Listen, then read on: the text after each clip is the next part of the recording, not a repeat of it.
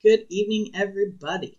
I'm going to try and make a video tonight. It's storming, so if I have too much thunder from outside, we're going to have to shut her down.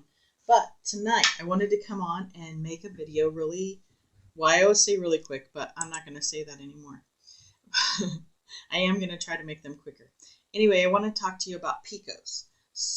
Because they're great fun. So, I have a lot of stuff here on my desktop. Picots are great fun. They can be made out of just about anything that you have around the house that is mildly spherical. Let's look at some. So, I've got my little practice motif here, but you can make Picots from your sugar scribe because it has a nice round barrel.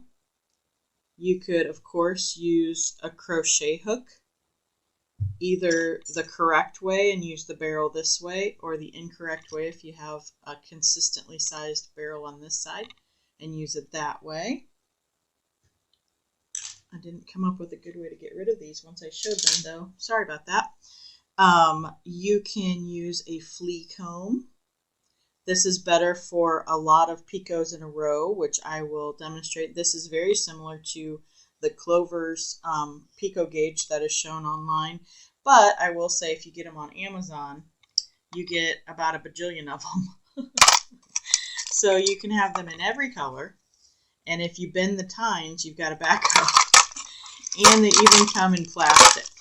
I have not used these yet because I think the plastic is just a bit too fragile. Plus, I use thread that is a lot thicker than these would be gauged for. These would be good for your tinier threads and probably wouldn't pose a problem. I'm sorry that's so shiny. But probably wouldn't pose a problem to you at all in the finer, 80s and sewing threads. I'm not usually to that skill level, so I just stick with these. These are plenty small. So let's move that. But you get a bunch of them if you go to Amazon. This is also a larger size flea comb. So it has your bigger gauged picots down here and your larger gauge down here and your smaller gauged up here. This is very heavy as compared to this though. So I will say that this is quite a bit more fiddly to use. And hard to use. But again, if you want a bunch of picots the same size, this is better for what I call horizontal picots. I'm not sure if that's the correct term or not, but you can line up a lot of picots next to each other so you can see the height. That's what I did with these 3 picots here. That's how I did them. Is you can see those are all the same height basically, They're all the same basic height and shape. They're gauged the same, and that's what I did on, I believe it was this. No, I think I used my credit card. Then there's also the old, I'm doing the household items first if you can't tell. Then there's the old cut up a credit card. So cut up a credit card. I did not measure. When you do it, oopsie, they're all falling out.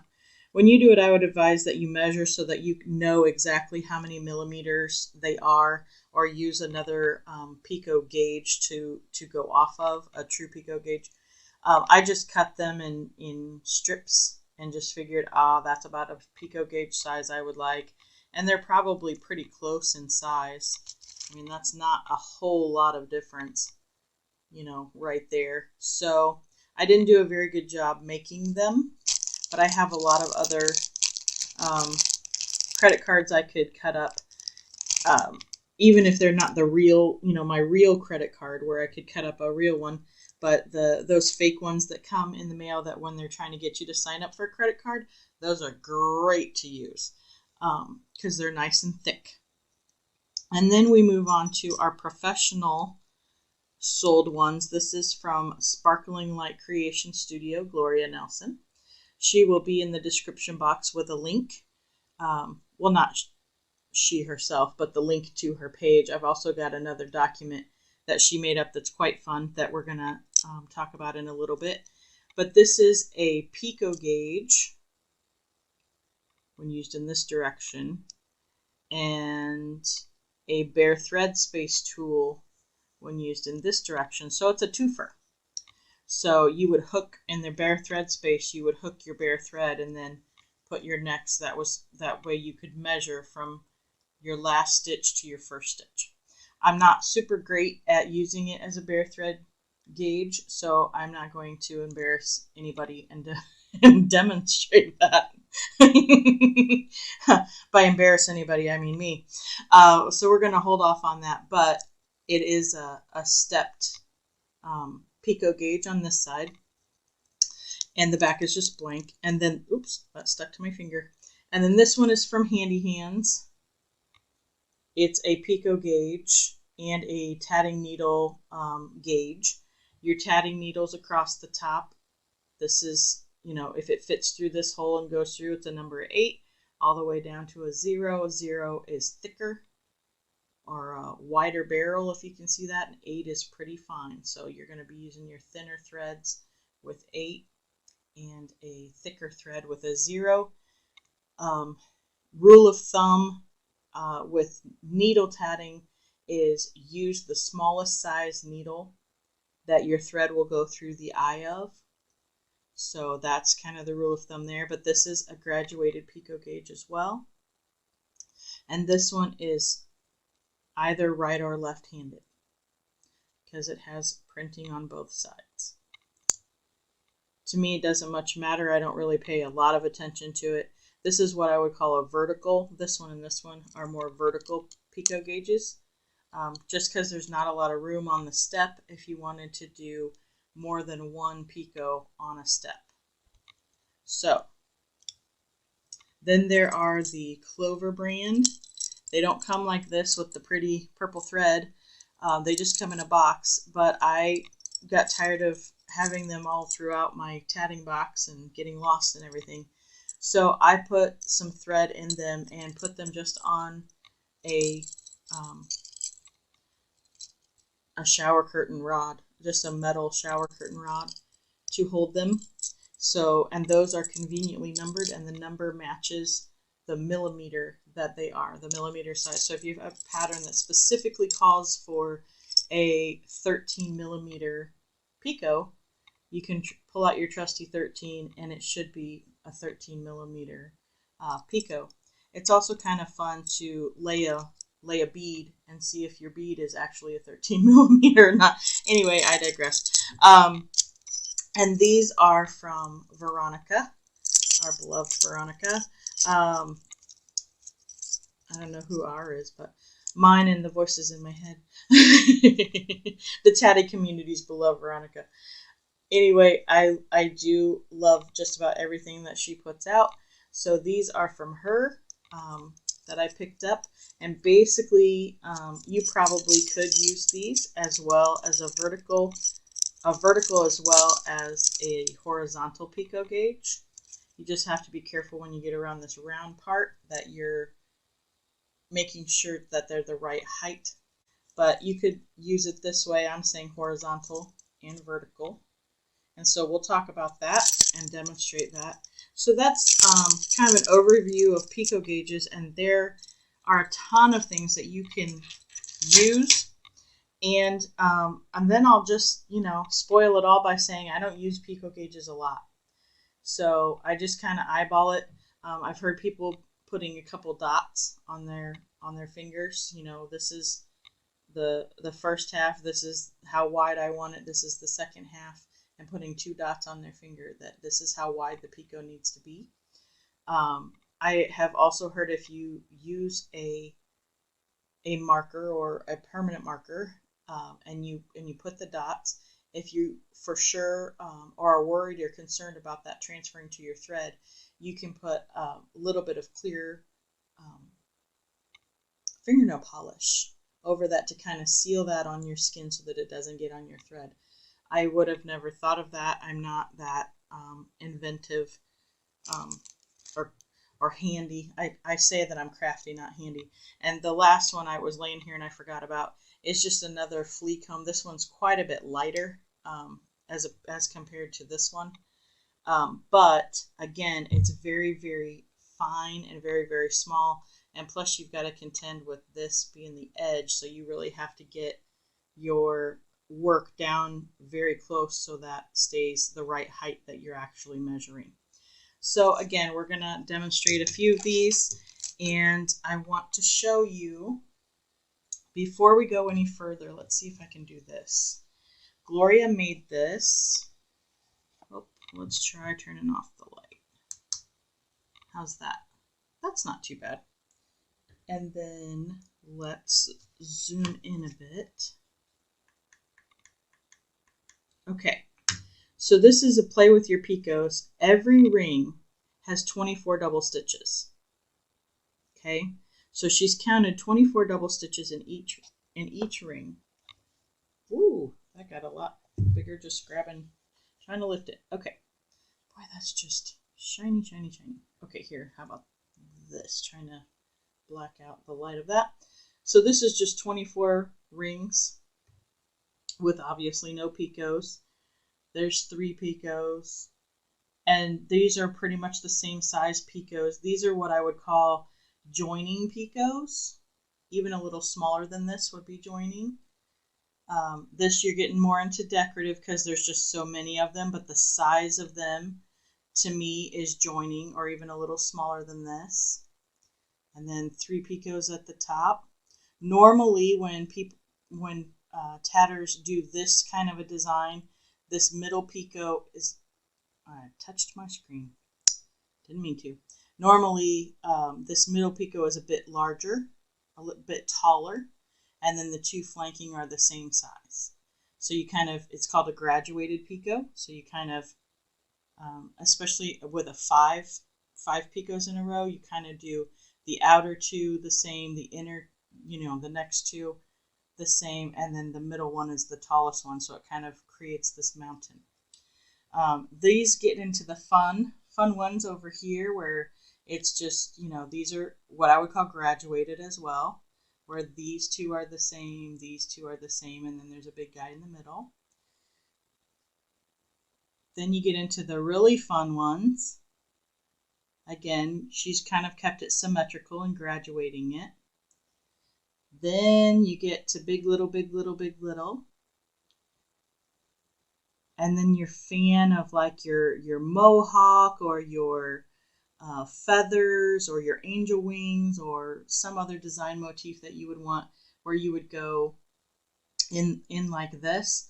But the point is that every ring has 24 double stitches.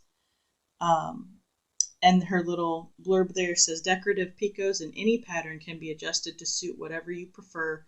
Play with your picots, and that's the title of her picture. Play with your picots. And so that's what we're going to do today. We're going to just play around. It's great practice for getting a feel for your picots, so that you know how big or small that you want them to be, what size you want your joining picots to be, let's say, or what size you want your decorative picots to be, or if you want it to have the mohawk or the 3 where it's, little, big, little, all that sort of thing. So what I've done, I just did a quick little motif here, a little, what I would call a joining picot. And then I did 4 stitches, I believe, and then 4 stitches, and then just a normal size, what I would say a normal decorative picot for me. This is my preference. And then 3 large picots that I did, I believe, with this. It looks about right. And I just lined them all up together, and I'll show you that. And then 1 slightly smaller, and then 5 double stitches. It works the same on a ring or a chain, so I'm going to just chain and keep my chain fairly benign here. No frills, no whoop-de-doos. So I'm just going to throw in a chain here just so I can go to the next element and we can practice together. So I will be right back. And we're back. So I put in just a chain of 10, and I should say I started just how, I started when I was a newbie. I didn't do anything fancy, just a square knot, just a regular old knot. Doesn't matter how you begin, when you begin, as long as you begin. So there you go. That was a little Mr. Rogers sounding for you. Anyway, so there's that. I just started with a square knot, went ahead and did my little practice piece, put in 10 double stitches, and now let's do some picots. So normally you don't start out normally with a picot, so we're going to put in probably 4 double stitches. So let's get those in really quick.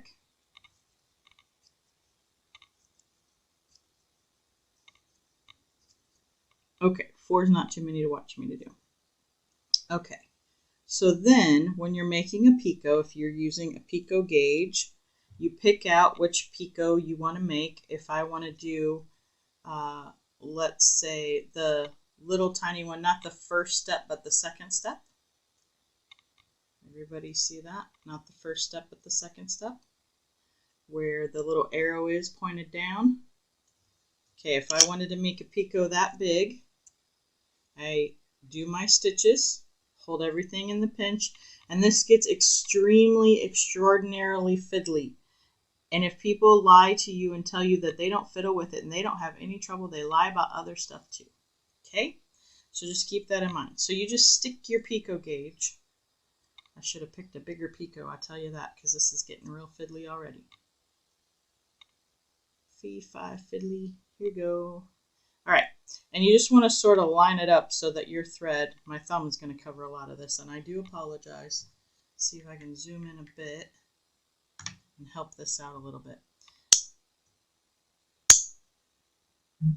But you make your first half,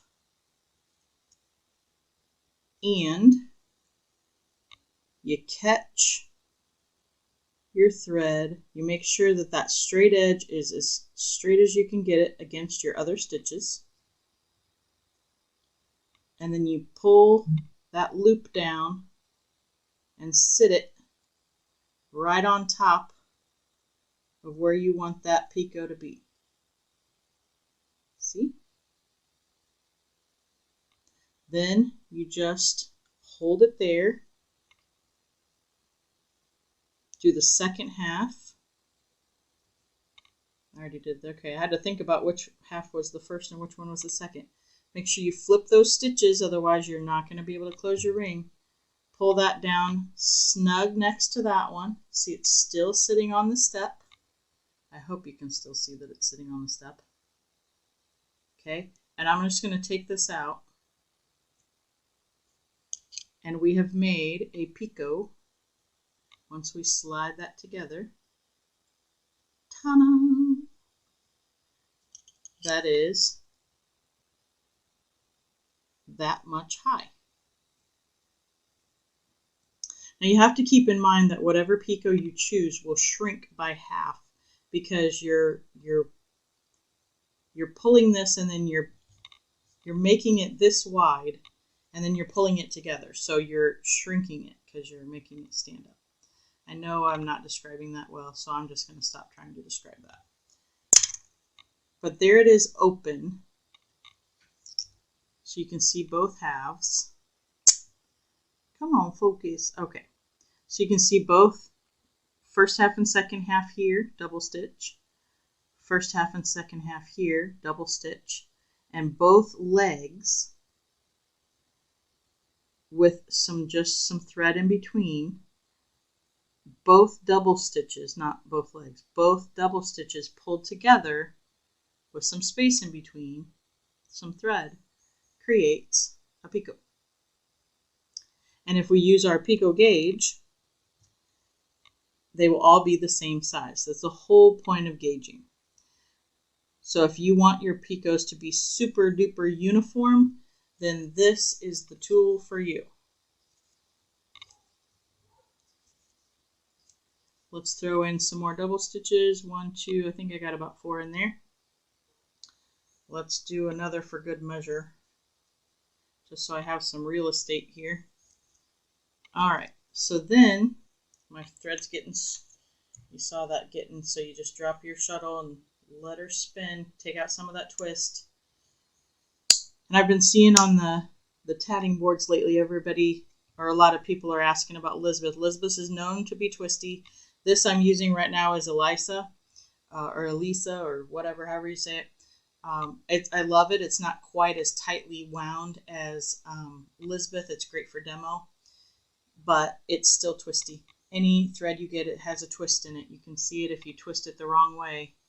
You can see it come untwisted. See? And then you just twist it back. But every thread is twisted, so it's just, you know, you're just going to have to work with it if you want to tat. So if you were using one of these, what I call horizontal, you can use them vertically as well. Again, stick as close to your work as you, because you don't want any gaps, because that changes the gauge. And then you just do first half. And what you don't want to do is let it slip over, let that knot slip over and come into a different spot like that, because then you're not holding the gauge. This is the whole gauge. You want to use the whole gauge, and you don't want to slip it around the back either. So you want to make sure it's inside your work just right. Make sense?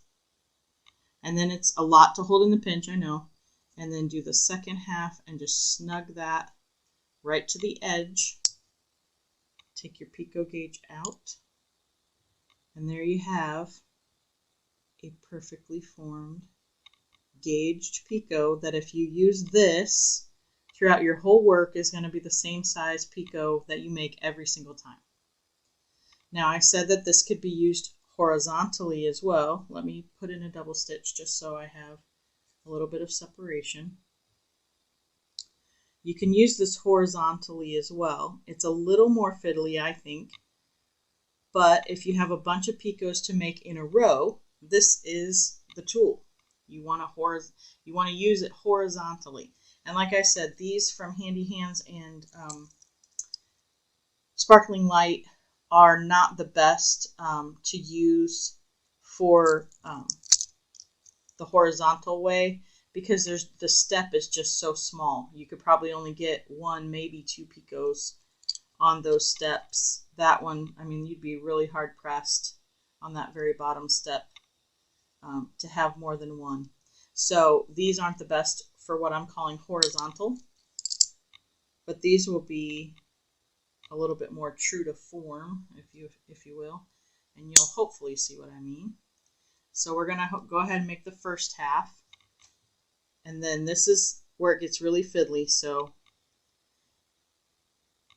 you put it over, and then you want this thread to get out of the way, but you still want your stitch to be flipped. So again, really super fiddly. So I flip it, I flip the stitch, and then I get this top one, I just sort of lay it to the back and get it out of the way, because it just becomes really maddening to deal with. But what you want to do is you want to get it down next to your work. Make sure that it's flipped. So it's sitting, now it's down. Why you're glaring so much? It's down next to his buddies. He's, you know, you want it, you don't want it cocked over, you know, you want it straight, pulled nice and snug around your picot gauge. Put in that second, I have to open up my loom a little bit.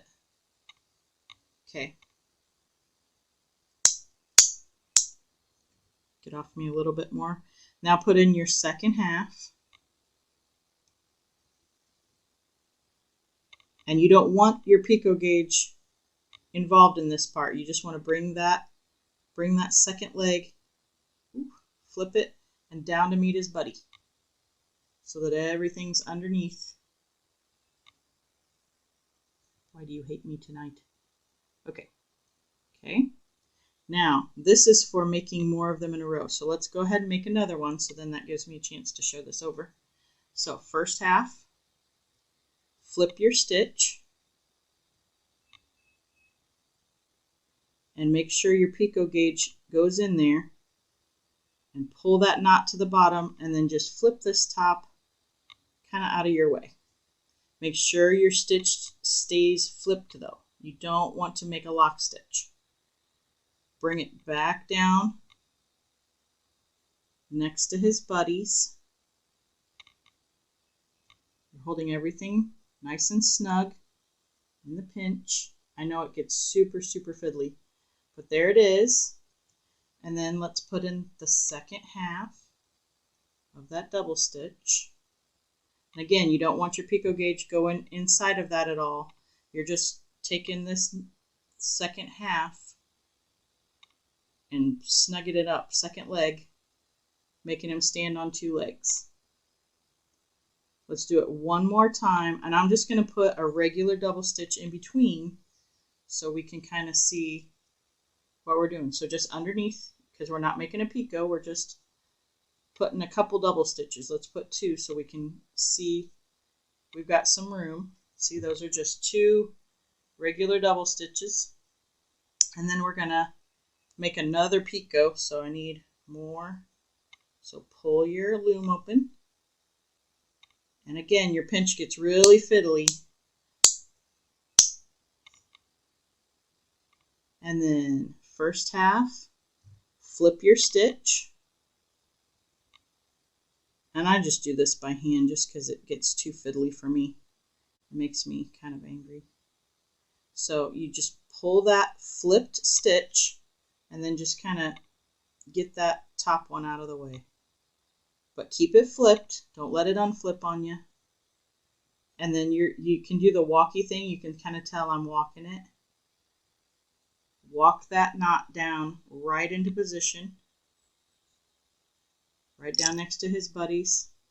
Second half of the double stitch. Second half coming in now. There it sits at the bottom. Okay, now, moment of truth. We're going to take out our picot gauge. Remove the picot gauge. And, ta-da! We have 3 perfectly same-sized picots. So let's put in a couple double stitches just to give us a little bit more room. And then you could do, let's do a little itty teeny tiny one.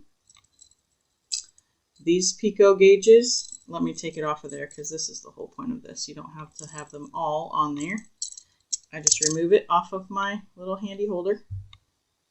And then you stick it in there and hold it in the pinch. First half, second half. And all on these little ones especially, you want to be sure that it doesn't slip around these. Take your picot gauge out, squish up your picot. See, barely a 2 millimeter picot. I'm going to do like 4 more stitches and close the ring so we can take a look. So 1, almost dropped everything. 2, oh, getting really small. 3. Okay, we're going to call it at 3. And then again, post shuttle, don't post shuttle. It's completely up to you. Doesn't matter. Hold everything in the pinch. Oh, I thought I almost unflipped that last stitch. Hold everything in the pinch. Pull it closed. Pull it around towards 7. Do the floofy dance. The floofy dance is very, very important when it comes to doing picots. Because, see my little 2 millimeter picot? I can use the picot gauge because it kind of collapsed a little bit on me because it's not even 2 millimeters anymore. I can't get the picot gauge through it. See? So what I can do is, where's my pick? Hold on.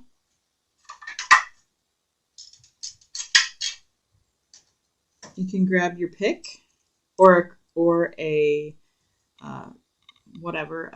crochet hook or whatever, something that starts a little smaller and gets a little bigger, and just poke that through. Be sure not to split your ply. You don't want to split your ply, but you can poke that through, and the barrel of this does get larger as it goes up. So you can kind of cheat and make a little bigger picot than what you intended. And if you pull up toward the camera, pull up, you can loosen that a bit. You don't want to pull your ring out of, pull it wonky. Oops, I pulled it wonky. But there you go. You can pull it back. It's just thread. You are the masters of the thread.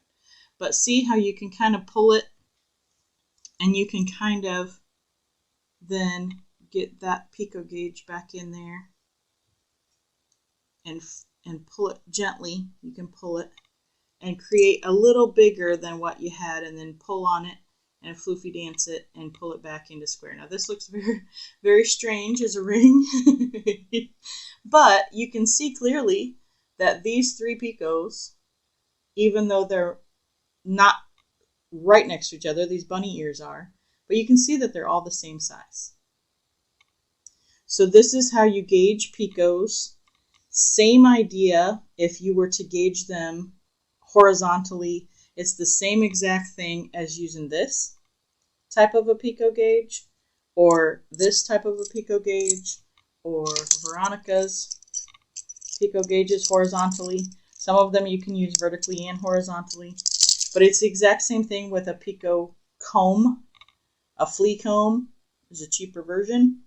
You pick the number of teeth, tines, whatever you'd like to call them. I want my picot to be 2 tines tall.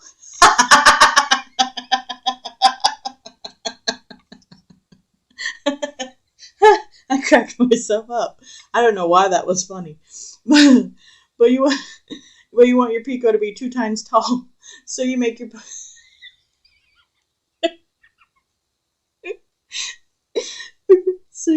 picot 2 tines tall. Oh, that's gonna be a thing. Anyway, I don't know why that was funny, but you make your picot 2 tines tall, and then you make your second picot and your third picot, and you can make a picot as long as this is, and you can keep them on the comb. The whole point to having the horizontal is you can make a bunch in a row that are the same height. So if you had a ring, let's say like back on Gloria's example. Oh, hold on, got a gyroscope. Oh golly, geez, that's really bright. Okay, if you had a picot, a ring that you were trying to make that was like this one, say, and you wanted all of those or a lot of those to be, you wouldn't do all of those on one because it would be hard to keep the ring open, but you could do 3 or 4 at a time because it's only looks like it's separated by 1 double stitch. So you could do, like 3 picots in a row on the comb. You could put, 3 long, 3 across there, 3 or 4, and then, do a few, and then take them off and then do a few more. If you were doing something that looked like this, or if you were doing, even these, oops, sorry. Oh, golly jeepers. Even these that the 3 in a row, that would be very easy to do on a picot comb or the horizontal ones. I will say that the smaller the tines, the less likely you are going to be using size 10 thread or size whatever. This is what I'm using today is size 10 thread, and it is a little too big because it's already kind of bending my tines. And if you bend the tines, it kind of defeats the purpose of a gauge, right? So that's play with your picots. So I encourage you, play with your picots, play around. If you make a mistake, you can always go into one. And I will say as well, get yourself some cheap thimbles, or if you have a thimble collection. I'm starting a thimble collection, I think, because I've just been fascinated with thimbles. But I like these because my fingernails tend to be a little bit long for regular thimbles. But these are nice, and that way if you're poking through, you're not stabbing yourself. Just a little tip if you don't want your work all bloody. You know, a little something extra from me to you. Anyways, I hope that you have learned something today. I hope that you will practice and play with your Picots and not be intimidated to play around and have some fun. Play with your Picots, and always, always, always remember that you know I'm going to say it, you are the masters of the thread. You have opposable thumbs and scissors. There's our scissors, I promise. Aren't they cute? Anyways, you have opposable thumbs and scissors, and you are the masters of the thread. So have fun playing with your Picots. Use any kind of household object that you can find. Use coffee stirrers, use toothpicks, use highlighters, use pencil ends, erasers, the clickable part of a pen. Anything you can find, and have fun playing with your Picots and making Picot gauges. Pretty endless supply of them around if you just think for a second about what you could possibly use that's mildly spherical or has a square on one side that you could use to hold into the position. So have a great night. Thank you for watching. If you think about it, please give the channel a like, and if you want to put a comment, that would be great too. I'd appreciate it. Thank you so much.